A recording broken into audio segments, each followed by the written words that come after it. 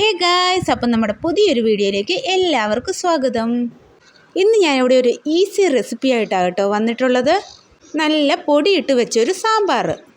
നമുക്കിഷ്ടമുള്ള പച്ചക്കറി എല്ലാം നമുക്ക് സാമ്പാറിന് വേണ്ടി എടുക്കാം കേട്ടോ.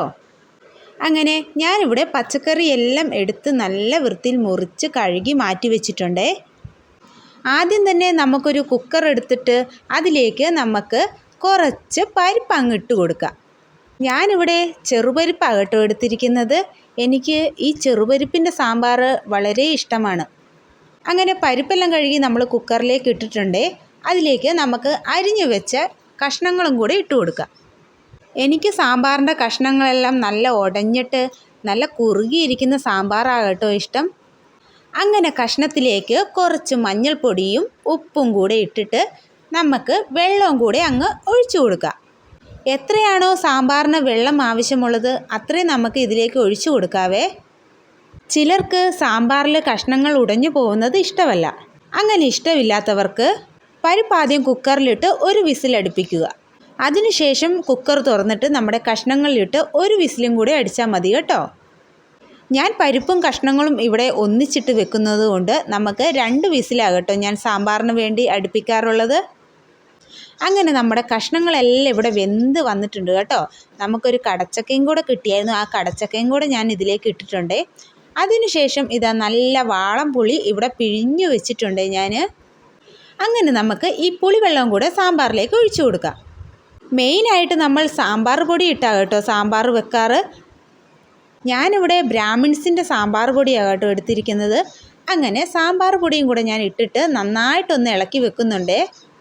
ഈ സമയത്ത് വേണമെങ്കിൽ നമുക്ക് സാമ്പാറിൻ്റെ ഉപ്പും കൂടെ നോക്കിയിട്ട് വേണമെങ്കിൽ കുറച്ച് ഉപ്പും കൂടി ഇട്ട് കൊടുക്കാം കേട്ടോ. എനിക്കിവിടെ ഉപ്പ് കറക്റ്റായിരുന്നേ.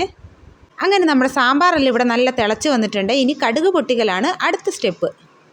അതിനുവേണ്ടി ഞാൻ സവോള, കറിവേപ്പില, മുളക് പൊടി, മല്ലിപ്പൊടി, 2 വറ്റൽമുളകും കൂടി എടുത്തിട്ടുണ്ട്.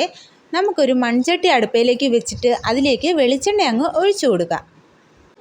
അങ്ങനെ വെളിച്ചെണ്ണ ചട്ടിയിൽ കടന്ന് നല്ലോണം ഒന്ന് ചൂടായി വരട്ടെ. ഹോസ്റ്റലിലെല്ലാം പഠിക്കുന്ന കുട്ടികൾക്ക് ബെസ്റ്റ് ഓപ്ഷനാണ് കേട്ടോ നമ്മുടെ ഈ പൊടിയിട്ട സാമ്പാർ. പെട്ടെന്ന് തന്നെ തയ്യാറാക്കി എടുക്കാനും പറ്റും. നല്ല സ്വാദുമാണ് കേട്ടോ ഇത് കൂട്ടി കഴിക്കാൻ. രാവിലെ ഇഡ്ഡലിക്കെല്ലാം ഇത് ബെസ്റ്റാണ്. അങ്ങനെ നമ്മുടെ എണ്ണ ഇവിടെ ചൂടായി വന്നിട്ടുണ്ട്. അതിലേക്ക് നമുക്ക് കടുകൊന്ന് ഇട്ട് കൊടുക്കാവേ. കടുക് നല്ല പൊട്ടി വരുമ്പം അതിലേക്ക് ഒരു ശകലം ഉലുവയും കൂടെ ചേർത്ത് കൊടുക്കാം. ഉലുവ നല്ല പൊട്ടിയതിന് ശേഷം ഇതാ നമ്മുടെ സവോള അരിഞ്ഞ് വെച്ചതും കൂടി ഇട്ട് നമുക്ക് നന്നായിട്ട് അങ്ങ് വഴറ്റി കൊടുക്കാം. നല്ല ബ്രൗൺ കളർ ആവുന്ന വരെ നമ്മളൊന്ന് വഴറ്റി കൊടുക്കണേ. നമ്മൾ സാമ്പാർ കഷ്ണത്തിൽ എക്സ്ട്രാ ഉള്ളിയൊന്നും ചേർത്തിട്ടില്ല കേട്ടോ. നമ്മൾ ഈ കടുക് വറുത്തിടുന്ന ഉള്ളിയെ നമ്മൾ ഈ സാമ്പാറിൽ ചേർത്തിട്ടുള്ളൂ. അതിലേക്ക് കുറച്ചധികം കറിവേപ്പിലയും കൂടി ഇട്ട് കൊടുത്തിട്ട് നന്നായിട്ട് വഴറ്റിയെടുക്കാം. പിന്നെ നമ്മൾ മുറിച്ച് വെച്ചിരിക്കുന്ന വറ്റൽമുളകില്ലേ, വറ്റൽമുളകും കൂടെ നമുക്ക് ഇതിലേക്ക് ഇട്ട് കൊടുക്കാവേ. ഇതെല്ലാം കൂടെ നല്ല മൂത്ത് വരട്ടെ.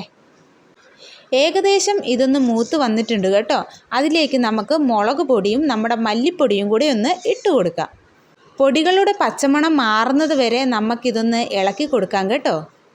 പൊടികളുടെ പച്ചമണം മാറി നല്ല കളർ മാറി വരുമ്പോൾ നമുക്ക് വേവിച്ച് വെച്ച കഷ്ണം ഇതിലേക്ക് തട്ടിക്കൊടുക്കാം.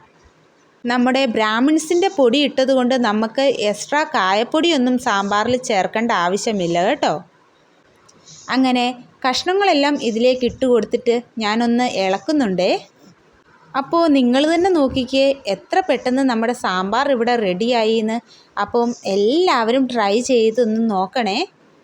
ഇനി രാവിലെ എന്ത് കറിയാക്കുമെന്ന് വിചാരിച്ച് ആർക്കും ടെൻഷൻ വേണ്ട കേട്ടോ. നമ്മുടെ ഈസി റെസിപ്പിയായ സാമ്പാർ പൊടിയിട്ട് വെച്ചത് എല്ലാവരും ഒന്ന് പരീക്ഷിച്ച് നോക്കണേ. വീഡിയോ ഇത്രയേ ഉള്ളൂ. Tata bye bye, see U.